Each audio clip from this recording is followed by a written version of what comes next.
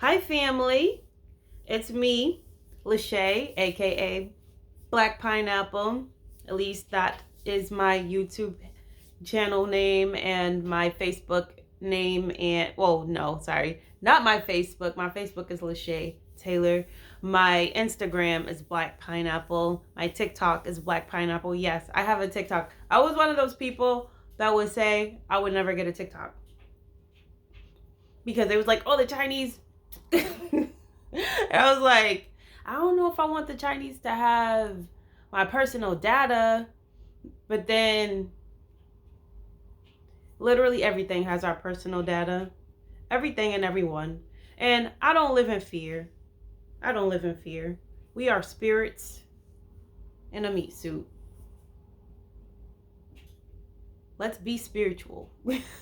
Yes, let's use that spirit. It's here for a reason. So, anyways, I just wanted to say thank you. I have gotten an overwhelming response, a lot of support, a lot of people telling me that they're inspired to eat healthier. And that makes me happy because, you know, healthy people, a better world. Really. I genuinely and truly believe that you raise your personal frequency when you start to cleanse your body and when the energy of the food that you consume has light in it, is energetic, you know? So if it has a high frequency and it's a living food and you're putting it in your body in abundance, then it's going to give you a lot of life. Really, it's that simple. It's literally simple math. We are natural beings. We live on an earth that grows its own food. So the fruits, the vegetables, the herbs, the nuts, the seeds, all the things that come from trees and come from the roots. We live on a regenerating planet. So that means that we are regenerating humans, but we have to eat the regenerative food that comes from the dirt. So, makes sense to me. So I'm happy you're making that move. I am happy that you are putting living food back in your body and connecting yourself with the earth. The more people who do this raise their personal frequencies, we raise the frequency of this planet. This planet needs the shift. It really does. We don't want that negative energy to be more prominent than the energy of the people who care about their physical health, their bodies, their longevity. You know, like for me, it's a no-brainer. Self-preservation, right? Self-preservation is eating real food that your body is meant to consume. I mean, for me, it's simple math. Not everybody has the same ideology. You know, everybody want to do what they want to do. Everyone's addicted to food, so they're going to justify their choices. But I really don't care how anybody lives.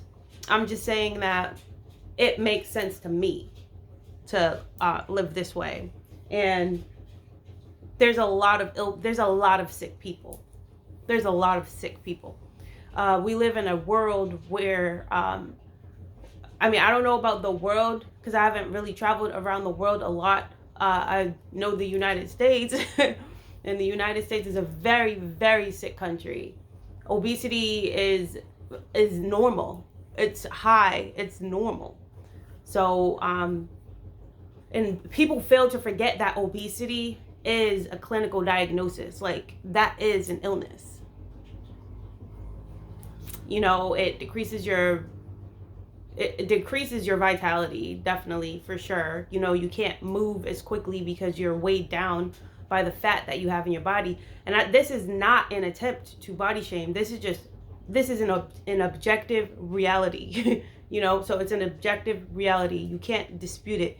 The statistics are there. The amount of money, the trillions of dollars that are spent in Medicare because of all the sick people, right? So,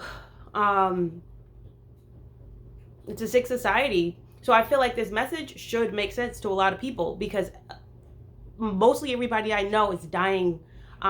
Even if they don't know they're dying, they have normalized and identified with a diagnosis. So they say, I have cancer.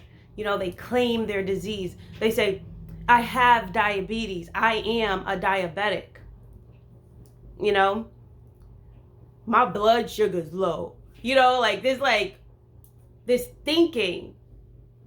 We're so out of tune with our bodies that we think that we can put anything inside of our bodies and be good and be healthy and live and have energy. You can't. It's simple math. It's simple math. You can't. You can't microdose on poison every single day of your life and not expect it to catch up to you. You can't. And that's why a lot of people are getting diagnoses and getting sick now in their 50s and their 60s. Life expectancy for people nowadays is probably like I feel like the younger and younger the generation gets, it seems like people are getting sicker even younger. And that's because their parents passed down their messed up lymphatic systems. So you're already passing down your genetic weaknesses, and then you're going to be feeding your kid poison for the duration of his life or her life. We're so out of touch with our bodies that we think that we can consume food that that comes in a box that has 40 to 50 ingredients. Come on. And you can't even pronounce most of them, spell them. And why would you want to? And why? Because when does it compute that you don't want to put maltodextrose in your body damn near every day because it's inside of most of the snacks that you love eating, that you eat very regularly, in the potato chips and in the breads and and that, I'm not picking at maltodextrin specifically. It's just an example of some random ass thing that they have in all these foods. They have to put all this stuff in its food to preserve it, but they really don't have to do that either. I don't know what the agenda is for why most of the foods that sit in grocery stores are so poisonous, but it is. And so for me, I had made a post not long ago talking about what's the difference between a trap house and a grocery store, because drug addicts will go to a trap house to go and get their high, go and chase their high. Food addicts go to the grocery store to go and chase their high. Hardly ever are they patronizing the perimeter of the grocery store. It's mostly in the middle where all the crap is. And you can go to a grocery store and look at anybody's cart and just see all the poison and all the toxic food that they have sitting in their cart. And it's not hard to tell when you look at a person. People are sick. There are people in the grocery stores on carts, literally carting themselves around because they are so heavy that they can't walk to go and get their own food. Or they can, but they choose not to, because that would just be too much work. Self-preservation is gone, and then the mental illness is so bad that people will literally argue for their right to eat it. Nobody, do you? Eat it. Ain't nobody telling you not to eat it. I'm just letting you know what happens when you eat it and what's inside of it. Don't shoot the messenger. I do it out of love. And I actually don't come at people. I don't. I just use my platform to talk about it. You can take it or leave it. I'm very unapologetic about what I think and how I believe. And I live the lifestyle. And I just have experienced how it's transformed me, how it's transforming me. My health is constantly getting better. I can't complain. My mindset is constantly getting better. It feels so good when you are actively working on breaking such a massive addiction, like food addiction. Food addiction is the hardest addiction to break, in my opinion, even from the more serious drugs like heroin and all of that, because this is what we have known culturally to be regular food. We grew up on this food. This is food that we are emotionally attached to because they are attached to memories. They are attached to memories of going camping, attached to memories of going to the lake with your family and your friends, attached to the memories of birthdays and celebrations. And that goes for the alcohol, that goes for all of it that's normalized in our culture. addiction is just kind of like what people are. Like, addiction is a staple of society. Somebody is addicted to something, and they just grade their addictions differently based on what the addictive substance is. But really, it's all in the same, because why are you poisoning yourself with things that aren't good for you? And the only reason why you eat it is because you're addicted to it. So,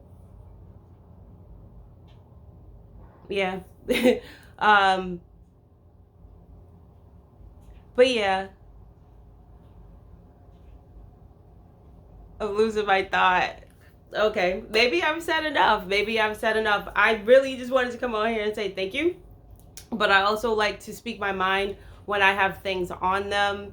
And yeah, I hope that this was a helpful and informative in some way. I hope you got something out of this, because I tend to go on my rants.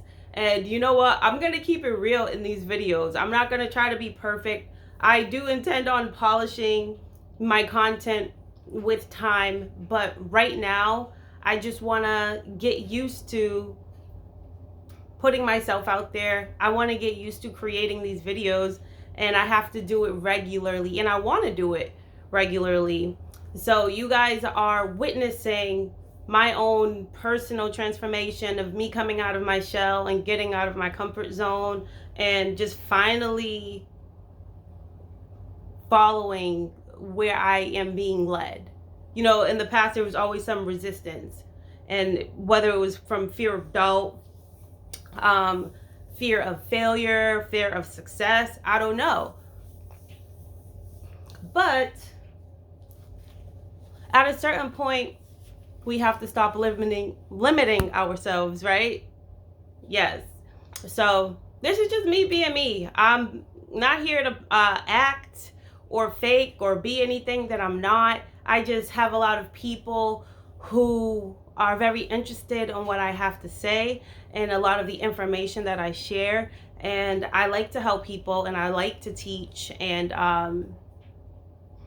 yeah, if you have any kind of topics that you want me to talk about, I will be more than happy to create a video talking about it. And I know that a lot of people want to hear more about the endometriosis. Hey, I have time tonight. We can talk. So endometriosis, that is a lot of what I talked about in my Kamaria interview, and in all the interviews that I've had. I've interviewed with Aline Habib, with Bobby Smith. I have a couple of requests that are in motion for upcoming interviews, and that's also weird, like me being interviewed. Again, not that kind of person that really puts myself out there, but since I have been, there is a lot of interest in the lifestyle. So any chance that I can get to answer a question or provide clarity for something and just give you my view of the world to make sense to you of why I am the way I am and how I believe what I believe, or how I believe how I believe. But the endometriosis is really the biggest thing that affected my health, which led to other health issues because of the constant loss of blood.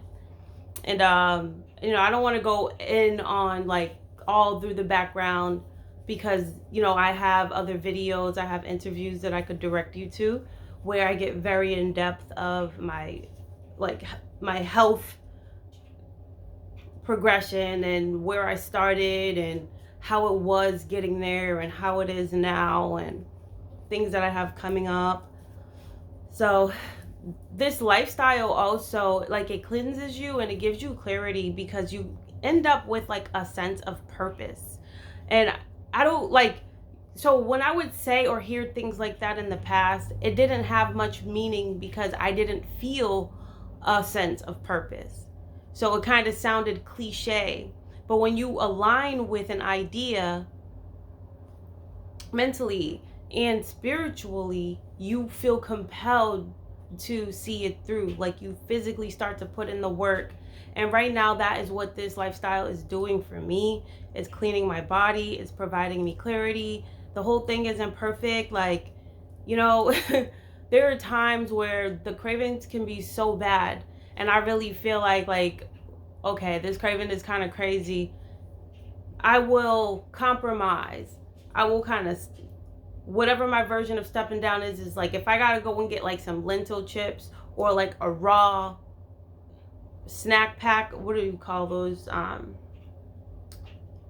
can't think right now, but they have like some at Whole Foods. They have like some raw vegan. Well, that's why I actually ended up making a lot of the so-called raw vegan junk foods, like the chocolate peanut butter cups. So they were cashew butter cups.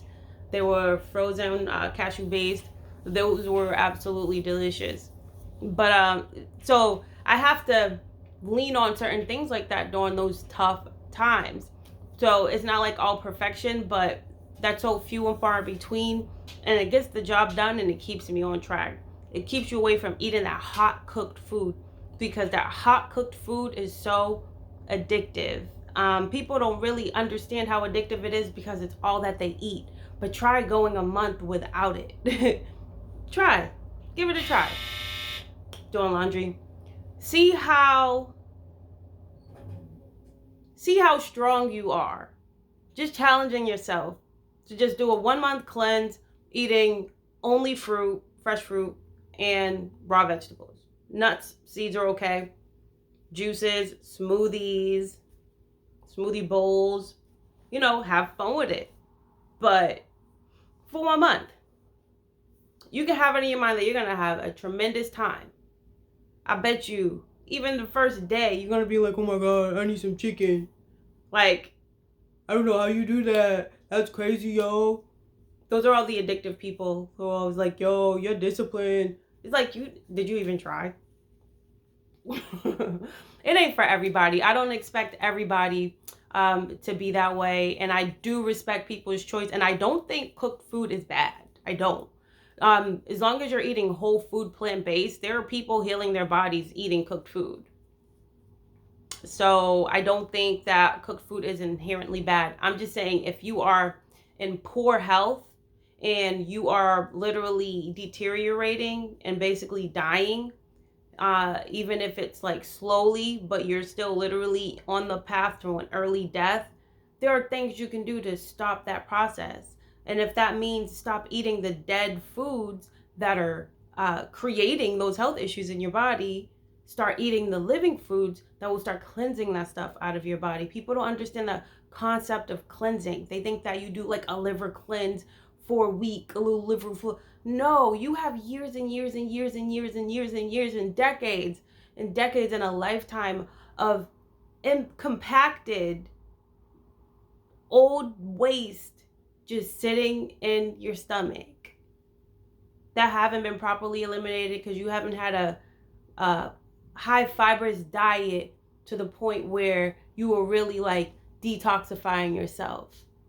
And the thing is we can go years, we can go 40 years, 45 years without exhibiting any health issues.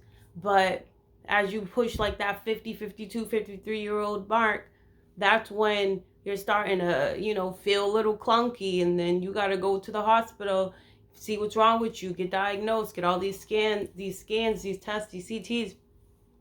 You know, then they're going to tell you what your diagnosis is. And, you know, and then they're going to say, yeah, well, unfortunately, there's nothing we can do about it. We're going to have to get you started on these meds as soon as possible. Get this pain, you know, if you go in with pain, oh, yeah, we want to take care of this pain for you. What do? They just write prescriptions to numb you, to suppress you. It's suppressive therapy. All it does is suppresses the symptoms, but it never, like, deals with the root cause. So you go back home and you continue to practice the same self-destructive habits that lead you to your current state of health. Is just going to continue to make you worse. And then it's going to get even worse because now you're putting medication on top of it. And all that medication does is numb you. But what, you know, they don't like to highlight is those side effects. Because you will get those side effects, especially if you're taking them every single day for years. Over time, other parts of your organ systems are going to start failing, and then they're going to be like, oh yeah, this is your diagnosis, this is what you have, and then they're going to put you on a medication that's just going to destroy another organ system in your body. So like you're just being numbed out while you're being killed slowly basically.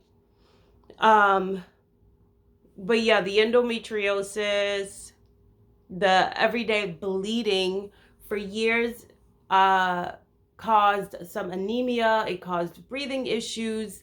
It you know, and I was like overweight too. I was like about 200, pushing 200 pounds. And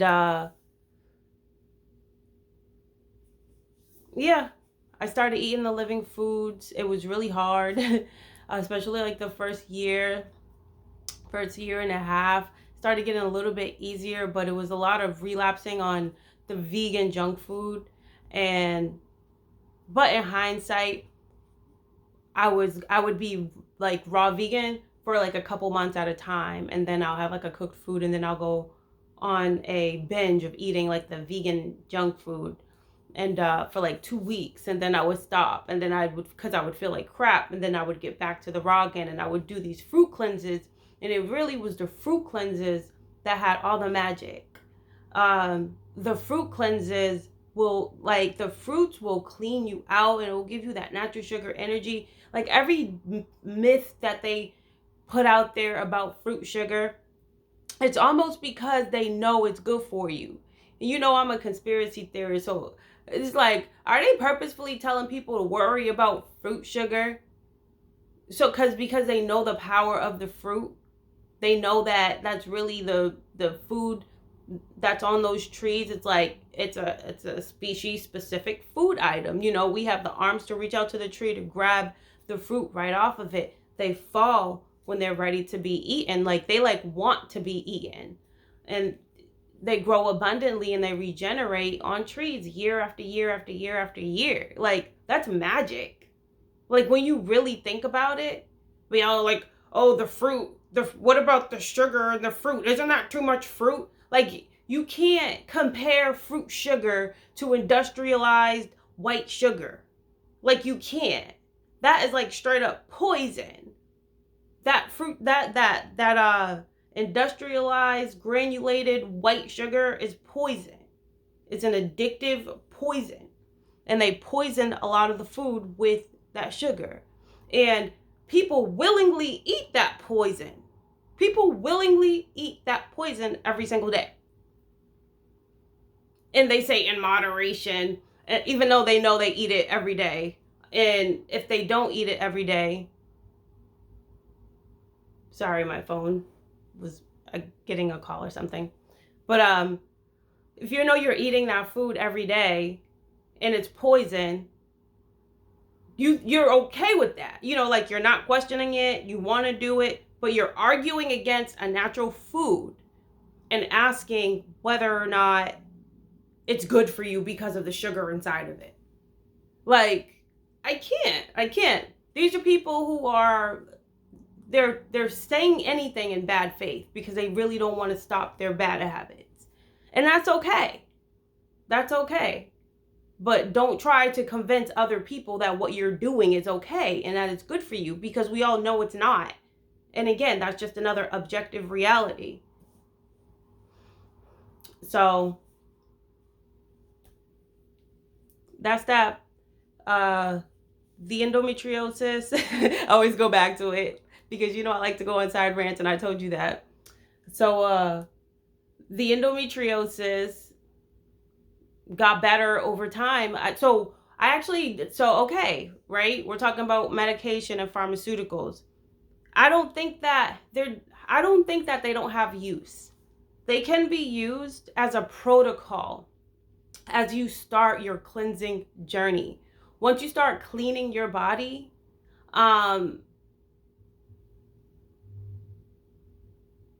you can wean off of the medication. Because when I was on hormone therapy, I was using the Depo-Provera shot. That stopped my periods because my problem was that I was always bleeding. So it had to stop the bleeding, and the birth control did that successfully. However, so I took the birth control and then started my cleansing journey. I used it as a protocol, and I knew I didn't want to be on it forever. I read the insert of it, and it said that it could lead to bone density loss. So I don't want to be losing the health of my bones so that I could stop bleeding. Just doesn't make any sense.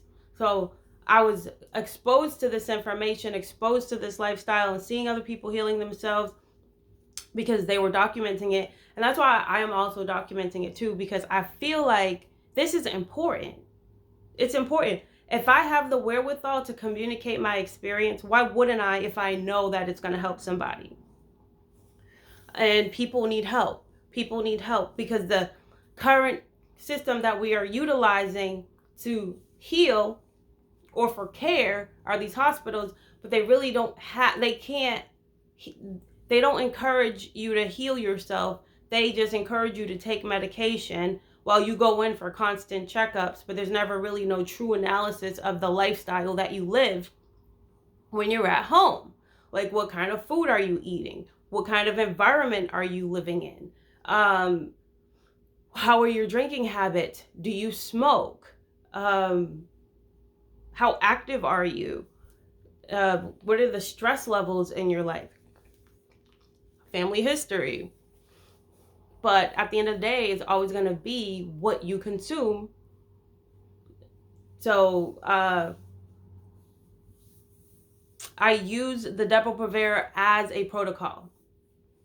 And I use it right alongside eating the living foods when I was on my high raw vegan diet. I mean, and I had some cooked food, but majority of what I was eating was raw. But as I was making the lifestyle changes while on the Depo simultaneously, just so the bleeding could stop, that was like a great combination, like using the protocols that modern medicine can provide to help alleviate you or comfort you, or just, whatever they have to do. And while you're at home doing your end of it, changing your lifestyle, eating better food, changing your environment, getting toxic people out of your life, and just really focusing on you and your own happiness. That's all you got to do. So yeah, I know that I have benefits. As far as, like, when I say benefits, I mean, I have a different kind of lifestyle than most people live. Like, I'm a single female, I live alone, and I have full control of what goes in my refrigerator. I don't have to cook meals for anybody else. So I understand that different people have different circumstances, and it's going to be a lot harder for some people. I understand that, like, so for me, I kind of come from a privileged state when I talk about this, but for me, it's not privilege. It's me prioritizing what it's me prioritizing the most important thing in my life. Like, the most important thing in my life is my health, because without my health, what does anything else matter? What does it? Nothing else matters. Like, we already know we're on borrowed time. We already know that we don't own any of this stuff. These are things that we're borrowing. Because when we transition and we pass on, because death is a very real reality as well, it isn't something we should fear because it's just a reality. All of these possessions, they just end up somewhere. Somebody takes them, or ends up in a landfill, just piling on the rest of other dead people's stuff. So we're on borrowed time as it is. We don't own any of this stuff. The only house that we truly have is the skin that our souls, our spirits are housed in, because we can create anything. We can create any kind of environment, any kind of background, any kind of life. We really could create any kind of life. But we have to have the internal environment to do that. And when your body is operating optimally, your mind is going to operate optimally. Even mental health issues that people have and they normalize, like anxiety and bipolar and this and that, these are all lifestyle relating health issues, period. Everything that we consume has an effect on us. Everything. We are a living organism. So when you put things inside of a living organism, it changes the cellular structure.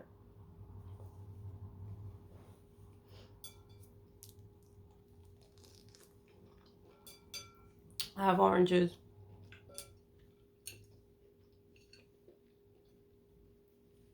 But yeah, dealing with that sucked.